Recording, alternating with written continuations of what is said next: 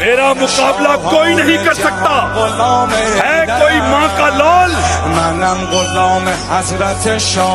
بیٹا سب سے لڑ لینا مگر علیہ کے سامنے کبھی مت آنا.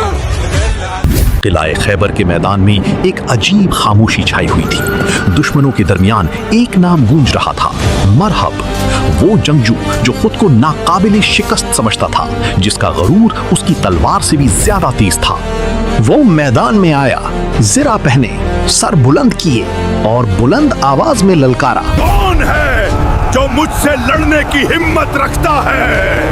مسلمانوں کے دلوں میں ایک لمحے کو سکوت چھا گیا. یہ وہی مرحب تھا جس نے کئی جنگجوؤں کو شکست دی تھی. پھر ایک شخصیت آگے بڑھی، سادہ لباس مگر چہرے پر ایمان کی روشنی. یہ تھے حضرت علی رضی اللہ عنہ. مرحب ہنسا اور کہا: کیا تم مجھ سے لڑو گے؟ حضرت علی رضی اللہ عنہ نے سکون سے جواب دیا: میں وہ ہوں جسے میری ماں نے حیدر کا نام دیا ہے. یہ الفاظ جیسے ہی فضا میں گونجے، میدان کا ماحول بدل گیا. پھر تلواریں ٹکرائیں. چند لمحوں کی جنگ اور پھر ایک زبردست وار. مرحب کا غرور زمین پر گر چکا تھا.